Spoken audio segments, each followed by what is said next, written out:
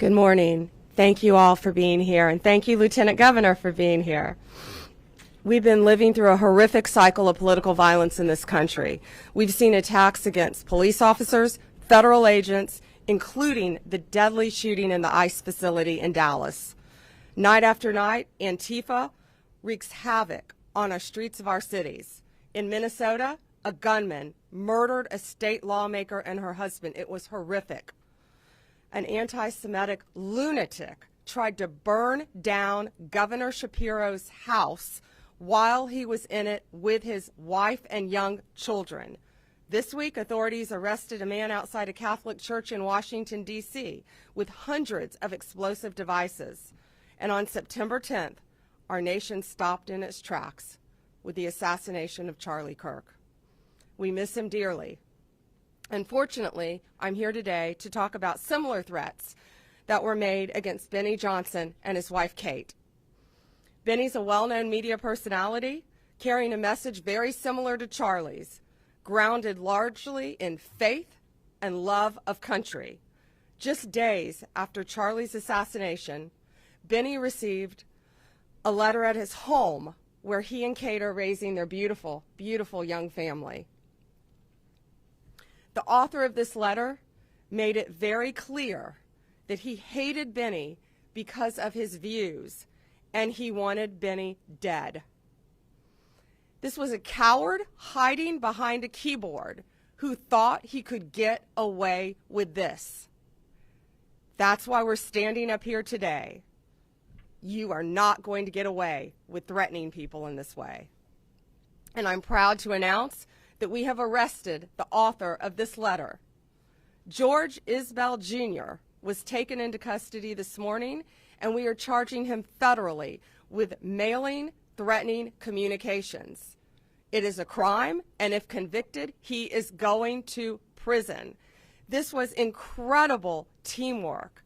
Benny called me right away. Chief Burkall, thank you. You were on it right away. Matt Fodor and all the FBI agents. Thank you, U.S. Attorney Kehoe. All of the U.S. Postal Service, FBI, state and local law enforcement working together. This is what it's about. And we are going to catch you if you think you can do something like this. We don't care if you're across the country in California. We will find you, we will arrest you, we will extradite you, and we will bring you to justice. We cannot allow this political violence to continue any longer. This arrest will serve as a reminder to many. Do not do this, we will find you. Greg Kehoe is going to give some details of the incident, of the horrible crime, and we're not going to get into specifics of what's in the letter. It's pretty horrific, and it's now a pending case. But I just want to thank all of the law enforcement officers standing behind me. And I want to thank Benny and Kate for standing so strong and fighting for their views and not cowering in fear, but coming out and supporting their faith and their values. Thank you. Thank you, General. Just preliminarily, I'm Greg Kehoe, the U.S. Attorney for the Middle District of Florida. I just want to introduce some of the individuals that are here at the podium so you can put names to faces, and they have all participated in this. As the General has said, this was a coordinated effort. In my far right is Rodney Crawford. He's the Assistant Special Agent in charge of the FBI. Next to him is Blad Rojo, who is the Inspector in charge for the Postal Service, and Mark Glass is behind me. Right behind me, he is the Commissioner of FDLE, and last but certainly not least is Chief Lee Burkall of the Tampa Police Department. You know, often we talk about coordinated, organized efforts by law enforcement to get something done, and I will tell you this is a textbook example of that.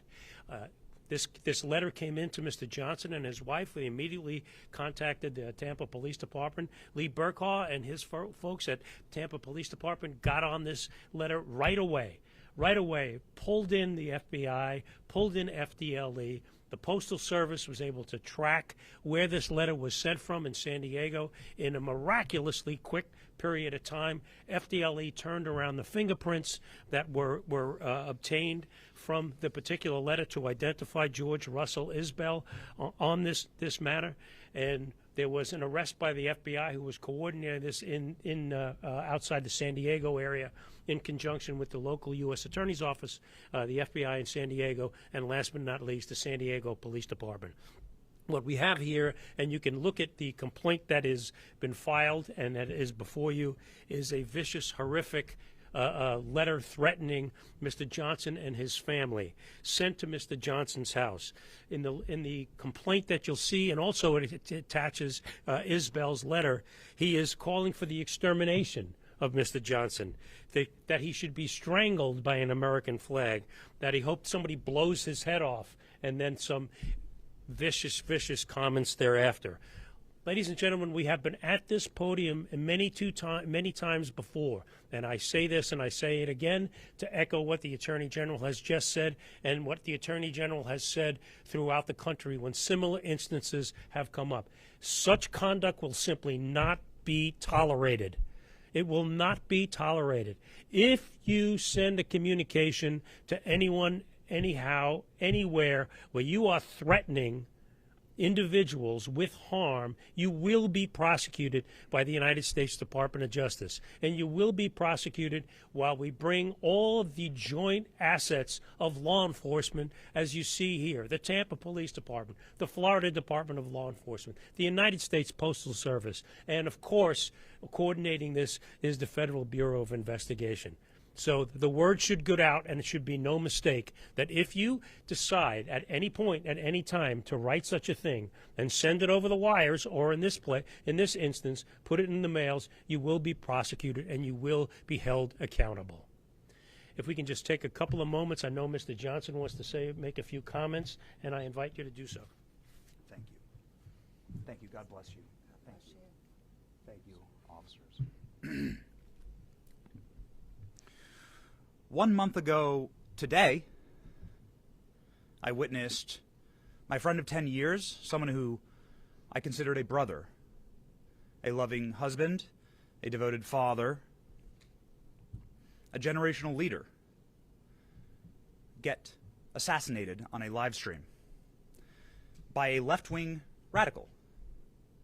Approximately 1 year ago, I witnessed the President of the United States get shot in the head by a left-wing radical, who also took the life of a Trump supporter in front of his daughters and wife.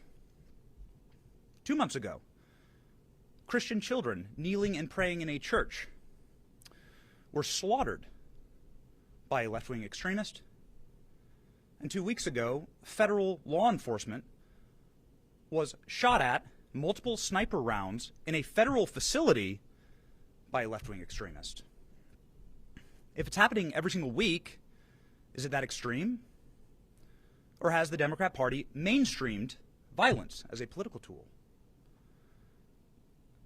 The individual who wrote me described why he wanted me dead.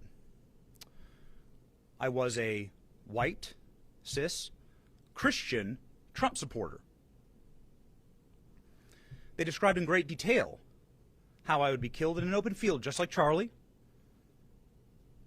how much blood would come out of my head and neck when it was blown off. This individual described orphaning my 4 beautiful children and widowing my wife with great joy.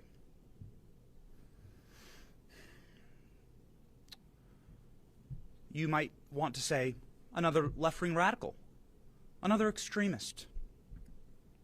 And to that, I would like to direct your attention to the state of Virginia, where Democrats have nominated and are about to vote for the chief law enforcement officer in that state, a man who has done the exact same thing, an individual who's calling for the assassination by bullets of Republicans that he disagrees with. The killing of their children the slaughtering of, as he says, little fascists. Are my 4 innocent, beautiful children little fascists? Violence has been mainstreamed by the Democrat Party. It is not extremist, it is mainstream. And we need a moment of reckoning here. This has to stop. This cycle must end. Is any Democrat courageous enough to disavow violence? To call for individuals that espouse these things, like what happened to my family, or what's happening in Virginia, to call for those kind of candidates to step down? Will Democrats vote for that? Because if you're voting for that, then implicitly you're encouraging it, you're endorsing it. I don't want political violence. I want peace in my nation. I love this country. I want to be able to debate like Charlie did. I want to be able to raise my family in peace. That is our birthright. But you cannot make peace with evil as a Christian. You cannot unite with people who want you dead. I want unity in this nation. I want to be able to agree on more than what we disagree on. But for that first to happen, we must understand the battle. We are fighting good versus evil, darkness versus light. And good must conquer evil. Do not make peace with evil. To that end, and in conclusion, I would like to thank federal law enforcement, Pam Bondi, Kash Patel, Dan Bongino, the FBI, the DOJ, the Tampa Police Department, the detectives here, with absolute pinpoint accuracy, professionalism, courtesy, swift and tact. They were able to act instantly in order to make sure that my family was safe, potentially to preserve the lives of my children, and they're doing that for families all around the country in many different ways. Every American should unite behind that cause. No matter who you are, you should say, this is a country where families should be able to raise their children safely, where people can have peaceful disagreements, and where we can all live together under one American flag. I just want to profoundly thank the Trump administration and federal law enforcement and local law enforcement for saving my family. I will never forget it. It is the greatest goodness that has ever been done to me. And that is a thing that every American can get behind. The Trump administration making America safe again. God bless them. Thank you. We'll take, do you want to, you have a few questions? Attorney General, Wait, I'll go left to right. Okay. Attorney General, I do know that it's unfortunate what happened to your family in that letter, but he just described that this is solely put on by the Democratic Party. Do you see it that way, that this is something that is caused by the Democratic Party? No, and I just talked about what happened in Minnesota to a Democrat, what happened in Pennsylvania to a Democrat governor. No, this was a left-wing radical, absolutely. The same type of person who murdered and assassinated Charlie Kirk. That's what we're talking about here today. But it doesn't matter who you are. If you commit an act of violence, a written threat through the mail, we are going to find you. These men behind me are going to hunt you down and find you. This guy thought he got away with this, and he thought he could hurt Benny and his family, and it's not going to happen. We have open cases, other open cases all over this country, and we're going to find you. Any other question? Yes, hey. Sure. A couple questions. One is just about the case itself. Does this fellow, was he found to have any means of carrying it out? Did he have firearms available? This is an ongoing investigation. The man is in custody. I will defer that question until the appropriate time because it is still very much under investigation and following all the leads that we possibly can. And that's a very good question. I wanted to ask also, Attorney Sure. General, just during Charlie Kirk's funeral, the president said, I disagree with Charlie. I hate my opponent. I don't want the best for him. Would you encourage the president, just given what we're talking about here, the seriousness and how people take every word and use it to reinforce their preconceived notions about people? Someone crazy could act on words like that. Would you encourage the president to not say things like that? the president said nothing about violence, absolutely nothing. And that was in response, I believe, to amazing Erica Kirk talking about her forgiveness. And he was saying how brave and bold she was and how difficult it is to forgive the person who assassinated. No, I'm not worried about that because that was not said. That was not said. No act of violence was said. If anyone is sending a threatening communication through the mail like they did to Benny Johnson, we're going to find them and we're going to prosecute them. It doesn't matter what side of the aisle you're on.